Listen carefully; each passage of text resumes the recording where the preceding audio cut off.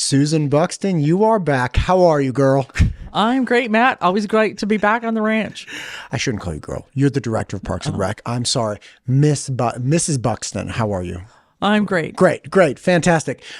Listen, you and I have been conversing a dump truck of times. We've lined up things. Every time I go somewhere, I call you. I'm like, I'm going this direction. What do I need to stop? See, you're like, stop here, stop there. We are transitioning out of the kind of summery, hot weather attractions where, we're going to go and splash around in water and moving more towards state recreation that's centered around cold weather stuff, obviously, snowmobiling and winter hikes and things like that. First off, what's going offline, what's coming online, and what are new things that are opening up that have never been done before? Okay, so I know that's a lot. Take your time. Yeah, so you're right. This is a great transition time. Idaho has outdoor recreation that's world class year round, as you certainly mentioned. Most of our campgrounds, what happens in the winter is we take obviously shut off the water, and so when you go in, and some campgrounds are closed just because there's too much snow, or it's too cold, or Sure. we don't have enough folks to work. Sure. So we use a lot of seasonals during the summer. So we hire over almost 300 people to come help in the summer. So in the winter, we're pretty much down more to skeleton crews who are permanent personnel, but that doesn't mean that they're not open. Every state park is open, so they're open to do things. So even some of our parks have campgrounds open year round. So if you start looking at campgrounds, especially down in southern Idaho, you have places for people to go. They may not have water service, but they'll have electricity, and they won't have may not have sewer either, but they have a dump station generally, or if some of those might be closed off just because of freezing, but Sure. generally you can get something with electricity or around electricity, or just dry camping is what we call it. So if you look at the website, you can tell who's open. So for instance, like Bruno Dunes, 301 State Park, Massacre Rocks, Walcott State Park, those generally have something open, and a lot of our other parks will have something open that you might be able to get into. Ponderosa is going to probably close up here once the snow starts flying some more. Same thing with Cascade, but and then when you start getting north up to Farragut, they're going to be closed off because of they're camping, but they're going to be open for cross country skiing. They're open for hiking or just looking around. Sometimes we're even open some places for ice fishing. We have ice fishing at. Can we go ice fishing? Of course. Okay. Does the Department of Parks and Rec for the state, do you guys have like an ice fishing shanty, like little shack we can like pull out onto the ice? We do not, but that's I really like that idea. Come on. So I think that We Cascade, gotta get like a trailer that we could unload onto the ice. And, like, Lake we'll go- Cascade is some of the best ice fishing in the state. It is? Yes. When can we go? Well, when it freezes. No, I know, but like generally you like I would assume okay, plus or minus a week, it's usually like say December 10th. It's like okay, plus or minus a week by December 10th it should be frozen, or is it no. It's got to be like mid-January. Mid-January. Okay. February. Okay, so I early promise February we're going. Yes. Okay. I will keep you posted, and we have other lakes that some will freeze over, and you can go ice fishing. You just check on the website, call the parks, and they'll let you know. But there's several of those places you can go ice fishing. We're looking at ice fishing opportunities certainly at Winchester, Round Lake, Lake Cascade. Those are some of the ones that come to my mind right now. By the way, Winchester, probably the cutest, most darling little park area I've ever seen. Like the new, and I presume it's new because it looked beautiful. The little ranger station there. I was like, this is it looked like the most baller log cabin I had ever seen. And the little lake next to it. Okay, can you tell me about the bridge? Because they're like, this is our bridge. We're famous for this bridge. I'm like, oh, wow. Like what, explorer found this bridge? Or like, who does that, like what kind of, commerce problem did this bridge solve? They're like, no, we just have a bridge. It's just a bridge. And it's really nice bridge. I'm like, yeah, it's great. Like I can walk on it. Yeah, it's a picturesque bridge. It's picturesque, and people like to go and take pictures and family photo shots on it of the bridge at Winchester. Super cute. Yeah. And we actually redecked it, and so it's even more cute than it was. Did you deck it out? It's decked out. It's a decked out bridge. Do you guys put like Christmas lights on it over the holiday? You should. I think they actually might. I'll have to check that. I don't know if they can. I don't know how much electricity is out there, but that's a really good idea. I think I'm going to certainly suggest that. Okay, all joking aside, one, first off, may I ask a question? Okay, great. I just did by asking, but like I'll ask anyway. So I really want to go snow camping with my oldest son, and we, have a good fortune to have a very big yard now. And so I was like, okay, well, it would be cool to set up like some kind of wall tent and a little heater and stuff. But for the areas like Hager, that campsite that we went to when we went to see Thousand Springs, will that be open this winter? And if it is, like with the ones that close down the bathrooms and everything, do you still have to register for like a camping spot, or like is it just free usage? Yeah, we adjust the fees. The fees are adjusted for based on how many services are available. So you could tent camp in there. But I have a different suggestion. However, I love suggestions. So we have a beautiful yurt system here up in the Boise National Forest, right between Loman and Idaho City, and you can get online and you can either cross country ski in or you can snowshoe in, and they're beautiful yurts. Snowmobiling, you can get close. Okay. And then you have to kind of snowshoe because it's non-motorized, two parts of it. Gotcha. And then there's other places that you can snowmobile, but we don't. They're not run by the state parks. But there's places out of Redfish Lake. Most of them they'll have you do a kind of a combination of, you could maybe snowmobile near it. There's some snowmobile areas that are privately owned, kind of up in up out Idaho City as well. You can snowmobile too. Gotcha.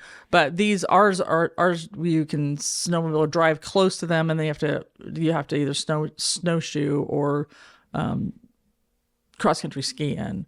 You can get a little sled, take them in. It's not very far, it's like a quarter of a mile. Yeah, sure. So, and some of them are a little bit further, but it's a beautiful system. They all have incredible views. They all have supplied with wood and wood stoves and a little bit of solar, so you can have lighting in there, and they're pretty neat.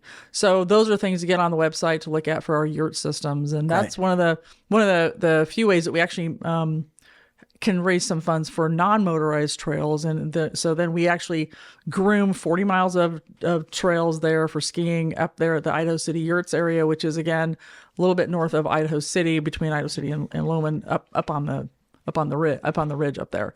And so that's one of the really premier areas to go cross country skiing or snowshoeing. And then also they have snowmobile trails around there too. Gotcha. So, and the non-motorized trails that's like I don't want to say an issue of contention, but that is an issue of focus within the state. Like I believe it was Representative Petsky was bringing something to that. He's a big, I think he was like a big runner, right? It's like, It doesn't matter. But the point is, motorized trails, you have a lot of attention and funding that goes into maintaining them. But the non-motorized trails where you have like hikers or just people recreating, however, not on motors, they don't get the same kind of funding or attention or maintenance that other trails get. Is that accurate? Right. We have certain funds for those, but they're very limited. We don't have a sustained funding source. So that's what Representative Petsky and several user groups were working towards. And they've been, that's something that the state's been working on for a while, and it's something we need to look at and do, because if you look at all the surveys and studies, people are moving to Idaho or staying in Idaho. And Idahoans, we all expect our ability to be on the great outdoors. And one of the main things when we look at our surveys is people want trails. And they want access to trails. So when we look at the trails of the state of Idaho, there's approximately 19,000 miles of trails of the state of Idaho. And of those, about 7,000 are all access, which means motorized and over snow and those types of things.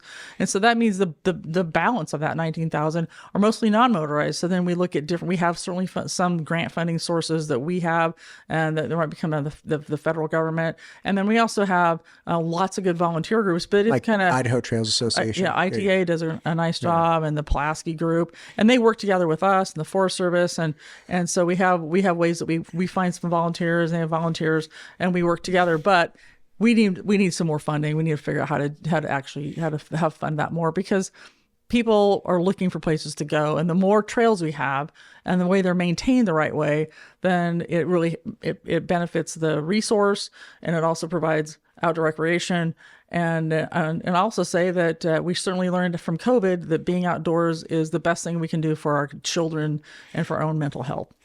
Man, check this out. First off, thank you for that. And again, I spoke with Representative Petsky last year, and I actually, like a year or two ago, I had one of the individuals for Idaho Trails Association, before I knew, like, a lot of the issues, or I was just really interested in it because there was a trail getting developed near the community I lived in, and somebody pointed me in that direction. But a friend of mine, to your last point, that like over COVID we learned people really need to be outdoors. A dear friend of mine just published a book. She was working in consulting, business consulting, working for like Fortune 500 companies, big into the corporate world. And she started realizing that the corporate culture around there was this inherent understanding that it's like, oh, people don't like staring at brick walls. Okay. But the solution to that was not to remove brick walls. It was to like add a plant. So it's like, now you have this dumb, like wilted potted plant next to the brick wall. And over COVID as well, you started having these problems where instead of being pulled in for meetings, like once a day, they're like, hey, can you drop what you're doing? All of a sudden it was like every hour, people are like, hey, can you jump on a team meeting real fast?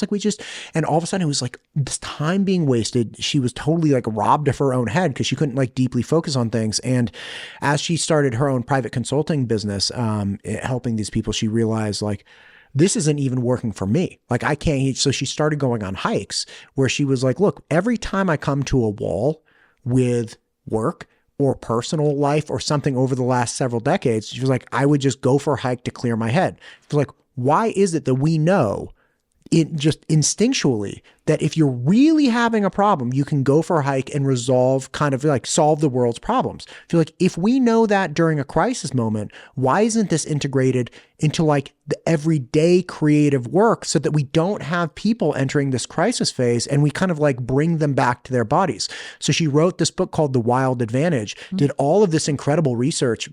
Worked on, there was this research in Japan that she grabbed, and they have this thing called forest bathing, fully clothed, by the way, don't take your clothes off. But like there is this cultural understanding that you have to immerse yourself for your own benefit in the natural world for a certain amount of time, and is absolutely crushing, right? So when you're like, hey, look, we need these trails because remember, COVID was really bad. It's like, oh yeah, man. I think in the business world in general, including the entrepreneurial world, people are starting to realize like we need to tap into what we all know happens when we take a walk in the park, when we go for a hike, when we just clear our head, unplug from our tech.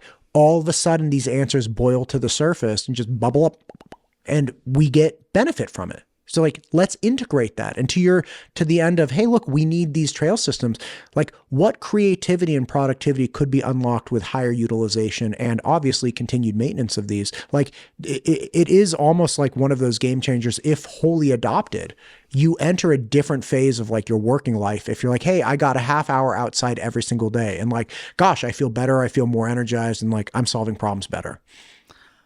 That's my pitch for going for a hike.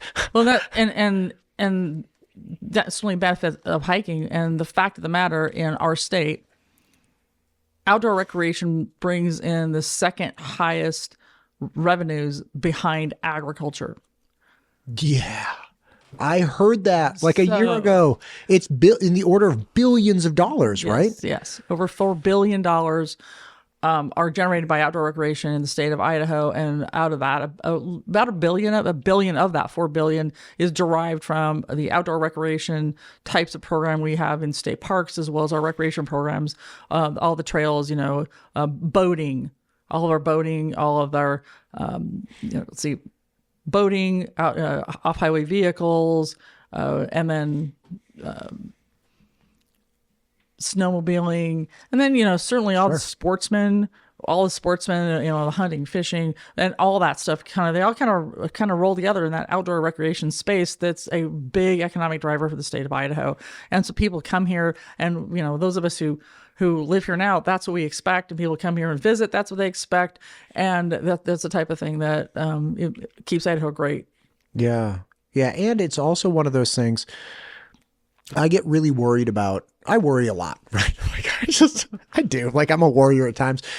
I worry about, like elections. I worry about law enforcement. I worry about education. But one of those primary concerns is like, I know what, if I were still living in my former state, I would know where I would want to take my children in the summer. I'm like, let's go to Lake Berryessa. Let's go to this place to go camp. Let's go to Lake Shasta or Mount Shasta. Let's go to, wherever it might be. Because I or my wife grew up going to these places and we care for those places, right? They mean something. So if somebody was like, hey, we're going to drain Lake Berryessa, I'd be like, what the hell? Like I learned how to water ski on Lake Berryessa, right? Like And I worry because I don't know those things here. Thanks to you, I'm learning them. And I have this long list of places that my family's starting to engage in.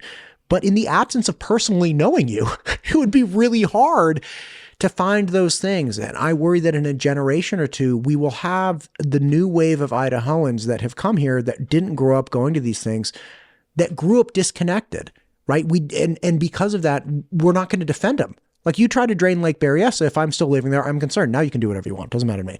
But we need that same kind of sentiment and connection to Idaho for this next generation, right? Like, and they need to understand, as frustrated as people get, they're like, don't tell all the secret places because, then everyone else is going to come. It's like, yeah, man.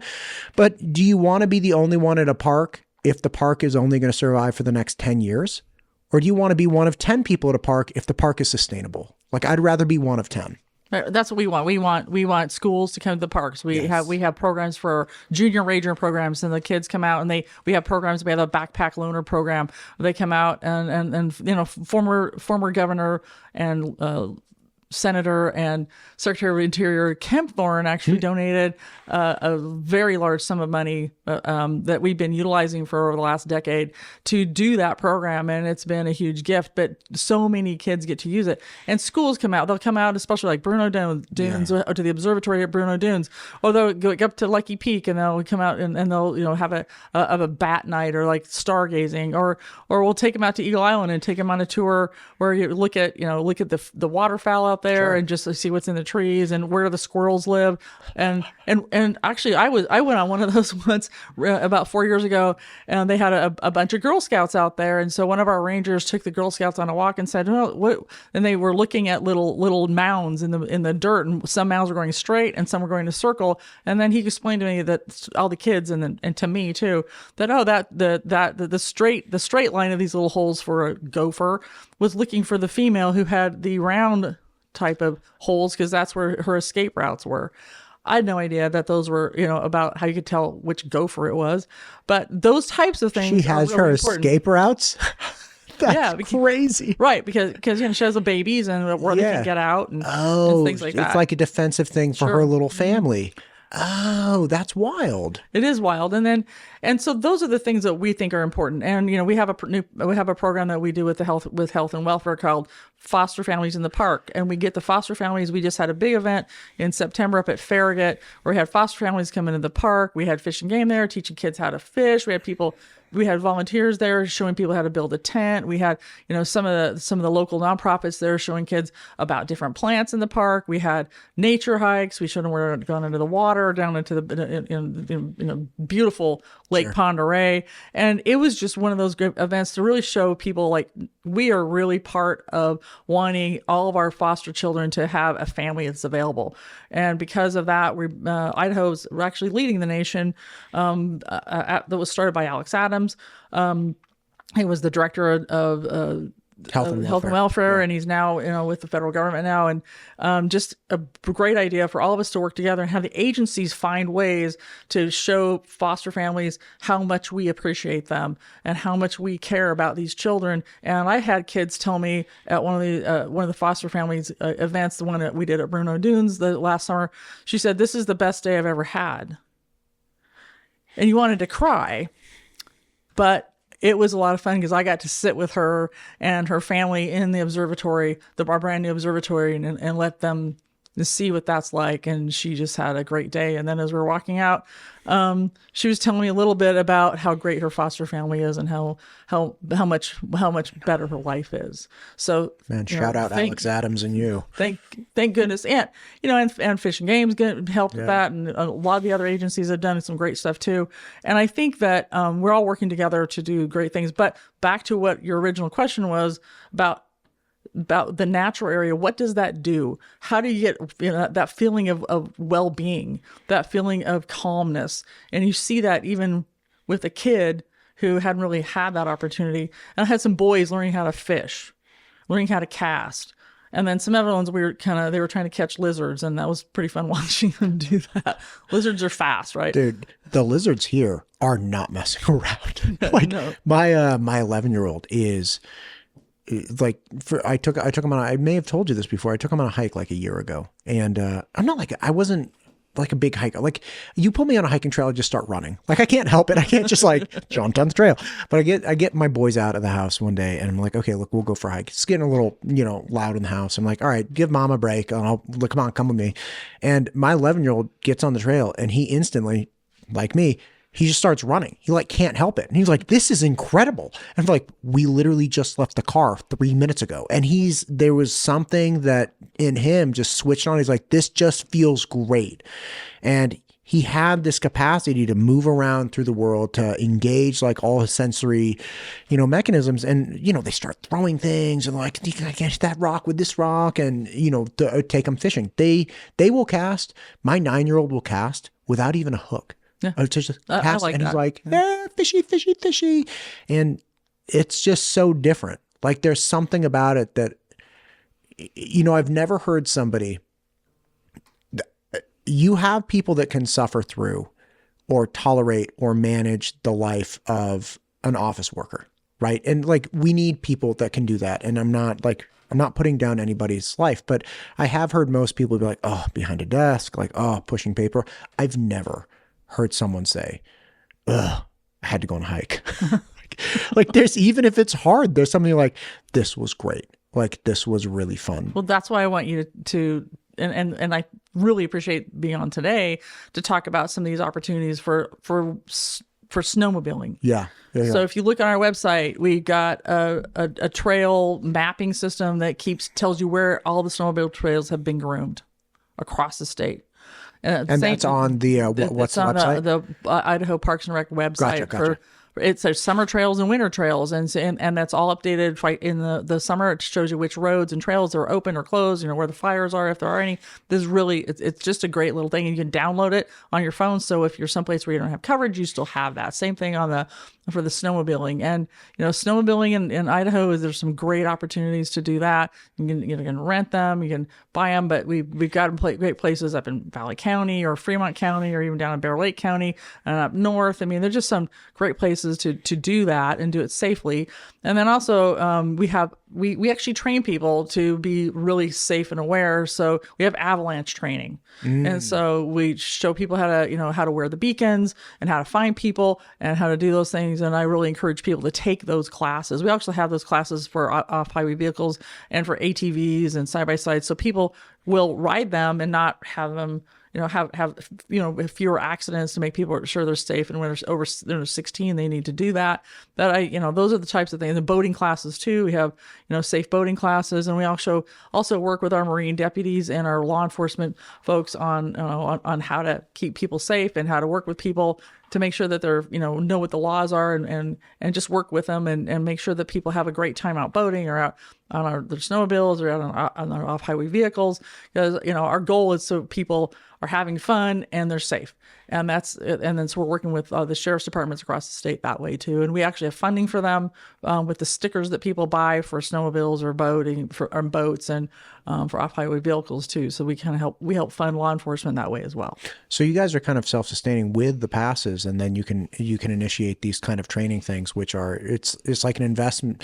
I mean, obviously an investment in safety, and like, yeah, we want people to be safe, but it's also an investment in like, okay, look, every dollar, I would imagine you have an ROI where it's like every dollar we spend in training, we anticipate that we're saving like $2 or $3 in emergency rescue. And that's the goal. And part of the manual will go to 911 calls, and then the other part, like the snowmobile money and the off-highway vehicle money, those go to trail maintenance. And so we've got I think there's 22 snowmobile programs in 22 counties that have, the snow counties, and they have groomers, big groomers that the state owns that we have them use, and that they go and make groom trails and keep those in something to kind of monitor all that. And then same thing with off-highway vehicles, we go and we clear about 2,000 miles of trail a year, mostly on Forest Service or BLM ground with their, working with those federal partners to make sure that those trails are open.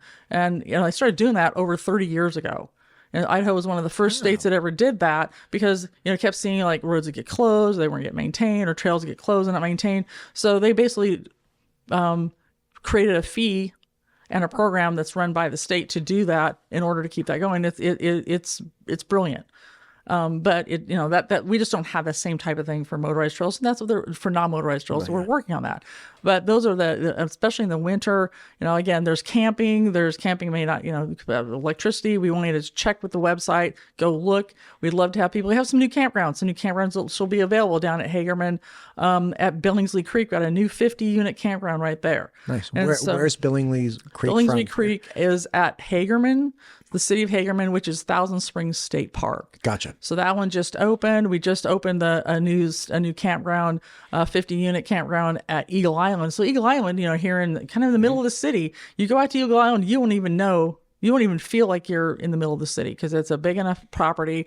There's great places to go. You can take your horses in, you can take your dogs, you can go running, you can go the great bird watching, and you just feel like you're in the middle of an island. It's Eagle Island is the old prison farm that was given to the state of Idaho to preserve it. So and slaughterhouse, right? And there's a slaughterhouse, the old slaughterhouse that we've had to fence off because it's kind of a little bit of an attractive nuisance or a great place to paintball. So I have to deal with that.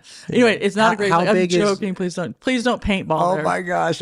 How big is the campground at Eagle Island? It's 50 units. Okay, and that just opened. And then in the wintertime there we have the little sled hill that we have a concession that runs that.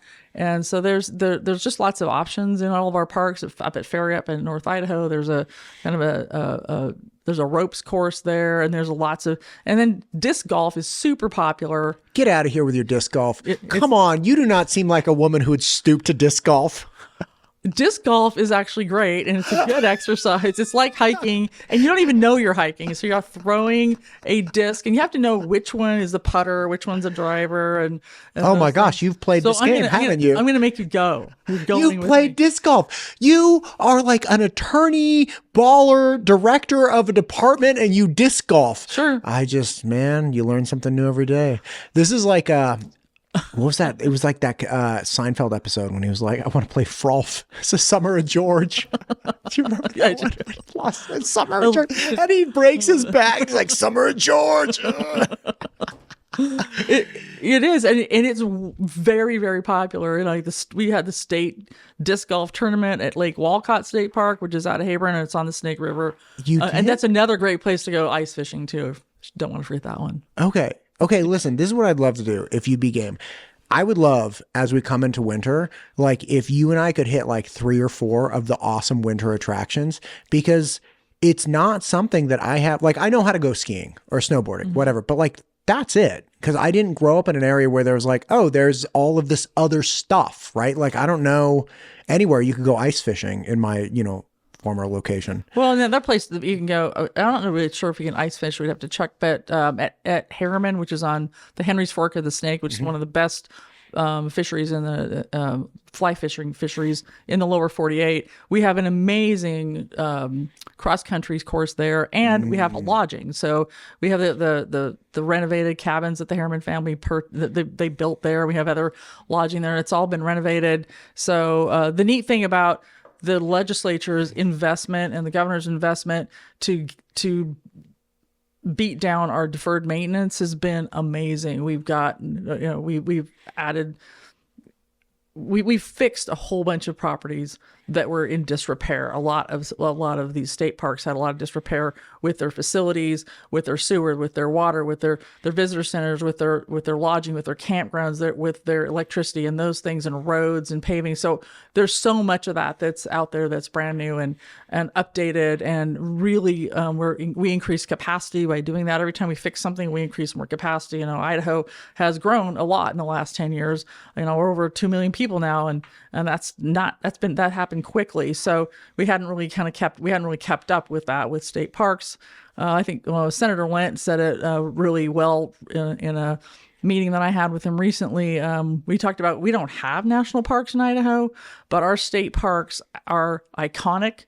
They have amazing cultural features, natural resources features, historic features that are really important for us to preserve for generations and for all of our kids now and in the future to enjoy and to be there. So there's 30 of them. So please everybody go out and take a look, have fun. There's some really close here to Boise, but we have them in every corner of the state. So we'd like to have people take a look at the website, and if they have any questions, give us a call. We're happy to help people figure out what to do and where to go. Dude, that is it Swan Falls where there's the power station as well? Swan Falls is not a state park facility. Gotcha. But it's a county facility. Gotcha. And it's, those are great too. The county, all of our park systems, Idaho has great park system. I was down in Preston at the Capitol for a day yesterday, and they were showing me what, Todd Thomas is the council member who took me on a little tour. And we actually went out, Chanel T. Walt and I went out with him. She's the director of the Department of Agriculture. And we looked out about how they were kind of creating more state parks there. Not state parks, but city parks, and what they're doing. They got pickleball, they've got fields, they've got. Oh, that's awesome. They want to talk about putting in a campground, and I said, yeah, there's a way to. There's some certainly validity to do that. They have an amazing rodeo there in Preston, so people are going to want to have places to camp that are a little closer, and it's on its way to Yellowstone. So we just have things like from Preston all the way up to, I was up in Priest Lake recently, and just all the really neat things that we're doing up there. Okay. I have never seen Priest Lake, but I want to tell you that when I was still doing SAT tutoring in my previous life, and I finally told my students, I'm like, I'm leaving. And like, people were really, my students were like, dude, don't go. I'm like, it's time to go, baby. Like, you don't want me to go because you're 17. But, if you were my age in my situation. But one of my students immediately was like, my family's got a thing near Priest Lake. And I was like, I've never heard of it. And I looked at him like, oh my gosh, this is a super awesome thing. So since I knew my life was changing to, the story arc was like, no, you're going to Idaho. I've wanted to go to Priest Lake and check it out. So maybe that's something to do over the summer. I hear it gets cold. It does get cold, but people love it so much that there are times we've had to plow out some campsites so people can camp in the winter. So people love Priest Lake. Priest Lake is very popular. And during COVID, it really got overrun. And so we were able to use some CARES Act money at that time, and then even some more money after that, to really upgrade those facilities that were pretty old and had been used, and to increase some camping sites and some day use sites, and actually to rework a few of our cabins. And we're actually putting in a whole update into our group camping sites, and same thing with Farragut. So at Farragut State Park, which is a little bit south of there, but it's out of Coeur d'Alene. People really like to go camping, but they like to go camping with their friends or family together. So we're putting in what we call group camps. So people there might be a little cabin that you could rent. You could bring your RV in, your tents in. You'd have a little shower house and bathroom and a big fireplace and cooking, eating area. But we're putting those in where we can to add some capacity. We're having some in Bear Lake. Bear Lake is very popular, very popular. People from Utah come up because Idaho has half of Bear Lake. Bear Lake's 20 miles long, 8 miles wide. Half of it's in Idaho, there half's in Utah. We have the better part. We have the best beaches. Better part? We have the better part because our beaches are the best. So we just, adding into a new campground in there, increasing the campground there because it needed some help. It needed some updating. So when we're updating it, we're increasing the capacity of it. And then North Beach. It looks like a Kid Rock commercial. Oh my people God. Come out. They're blowing up Yetis. Just kidding. I hope not. I hope not. But they have like some, about 850 cars a day. Wow. On the beach itself. And so we have people there to, maintain, make sure it's clean and it's cleaned up. There's bathrooms and there's, garbage facilities and all those things. But it's a beautiful lake, and it's kind of the Caribbean of the Rockies. So dude, I got to see this place. You got to see that place. Twin Falls. Okay. Is that, I was going to Twin Falls to meet with the county clerk yesterday, and I was late because I got stuck in a 45-minute traffic jam because there was an accident on the bridge. Are you familiar with the bridge I'm talking about? Yeah, okay. Bridge. And now, mind you, I'm like, gosh, what is all this traffic? And I finally get to the bridge. I'm like, wow, look it down there. And I almost hit the car in front of me. I'm like, oh, this is why. Because when you're going over the bridge, you look down and you're like, it looks like the best day of my life down there. Is part of that a state park, or is it just like private? There's a county park right below there. Okay. And then downstream, then you get to, when you keep going downstream. Gotcha. And you'll end up at Thousand Springs State Park. Park. Gotcha. And Gotcha. There's 8 facilities or 8 different units there.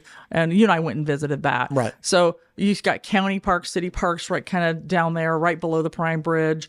And then, but those are not state facilities. They're Gotcha. county. Yeah, it's just locally. But they're really, they're gorgeous. So, yeah. Is Ritter Island open over the winter? Yes, sir. Mm-hmm. So you can go reserve like a getaway with a fam. Yeah, you can. We've got three cabins there that you can rent, and they're open year round. Can I tell you something?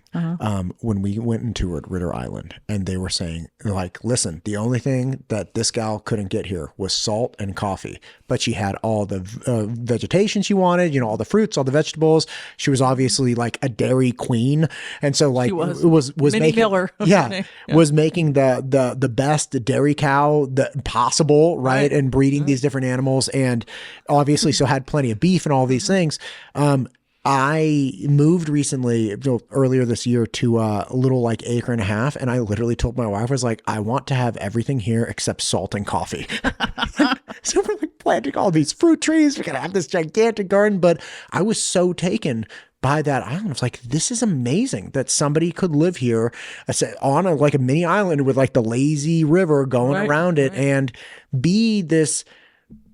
I appreciate people that just get on with their lives. And it's like, yeah, I have this little plot and I'm going to engage in this thing. And for her, it was making the best dairy cow. Right. And it's like, yeah, man, that's just what I'm into. And like, I move on, and I just really appreciate that. And I want that for myself, where it's like, we can just, move on to do other things. So anyway, listen, I understand that today's a working day for you and you got a whole lot of things, and I stole you away from your office because that's how I jam. But is there anything you want to hit here kind of at the end? I really appreciate what you do. I appreciate that you're showing people all the great places in Idaho, and you're explaining to people all the great things we do in Idaho, and all of we have issues, and it's fun, warts and all. Fun to educate people and to get people on who are impassioned with what they do. And so I, as a long-term Idahoan, I appreciate what you do and how you do that. And I will admit, my parents were in the Navy, and I was born in Long Beach. So, oh, how dare you! I know. So, it's all good. Yeah, listen, I want to make state parks and rec a bigger portion of this if you have time and the interest, because it is something that I'm very interested in. I will tell you, for the first time, this is like kind of embarrassing, but I was talking to somebody who grew up in Gooding recently, and he was like, yeah, man, we were like driving through the, it was like, I was 17 years old, driving through the desert in this old Chevy trying to catch a jackrabbit or something. It was like, my buddy's drinking Miller Lite, and they get caught in this like rock ditch, and then they got to go to their friend's house and like steal the older brother's car and like pull it was like, they weren't really stealing, but they were like, had to get the truck out of the ditch and all of these things. And I was like, that sounds like the best time of my life. And I went home and grabbed my 9-year-old, because the other two were off at sports. I was like, come on, we're going. And he's like, where are we going? I'm like, don't worry about it. And we jump in. I have this old Nissan Frontier. It's like 2004, right? And we used to have one of those, yeah. Yeah, dude, it's like green. It's awesome. And it's just 2-wheel drive. It's nothing crazy. And we go up and start driving around the BLM that's kind of near my house. And I had never taken vehicles up there. I just kind of hiked around there. And it was so fun. And here my 9-year-old's like lighting up. He's so pumped. And, you go over 1 or 2 hills and you can't see anything. And you're like, I can't believe this is so close. And my boys have the opportunity to experience this with their life. It's going to take me though. Because yeah, maybe they'll be able to figure it out when they're in high school or when they leave. But if I want to share this with them and kind of set the stage for what life could be and what fun they could have, it's going to take me knowing how to do this and knowing where to go and knowing the rules and knowing opportunities. And that means I got to get educated. Like, that's flat out it. And I understand there's an anxiety with some people that, the more we talk about this, the more people will come here. First off, people are coming here whether we know it or not. And two, I think ultimately, and I could be wrong, right? Because I'm not very bright, but like, I think ultimately the play is try to help people have more opportunities to assimilate and understand the culture here, instead of trying to keep them removed from the culture and keep them separated from what makes Idaho incredible, because that will create a fissure within our culture and within our communities, both state and locally, if you have like essentially the haves and the have-nots, the knows and the don't knows. we need everyone to know. They need to understand what this culture is. They need to understand what makes Idaho great. And they need to learn that in a way that they will voluntarily consume. It can't be like, you didn't read the right book or you didn't read the right pamphlet. It's like, yeah, man, books and pamphlets are important. We all know that's not how people consume information. We have to share it in a way that people will voluntarily consume it and then be called and compelled to integrate and assimilate. That's what we really need if we're going to, quote, save Idaho. Well, our little part of that is people came here, they're here, or they're already here, and they have RVs, or they have campers, or they have trucks, or they have this recreation equipment that they want and they want to use. And a lot of times they don't know where to go or how to use it. They don't know how to back up a trailer, or they don't know where to go. So we need to have campsites. We have to have campsites that work for the modern RVs. We have to have places where people can go. We have to know where you can take your trails. That's why we update our trail maps on our website. Yeah. All year round. And so people know where to go. They know where the closures are, but if they'll use them, and then they need to take some of the time to get educated on how to operate these things safely and in a manner that's not tearing up the resource, because that's really important. If we teach people and we show people the beautiful places in Idaho, they will take care of them. Their kids will take care of them. Their grandkids will take care of them. And that's how I learned. My grandparents showed us all this. My parents showed us this. My husband and I showed our daughter this, and they are big stewards and also users of our public lands. God bless it. Director Buxton, thank you for coming in. Thank you for making the time, and let's do this again. Well, I always love being with you. So thanks for going out and seeing all the great places with us. Yeah, we got a lot of work to do. It's going to be great. We do. All okay, right, thank you.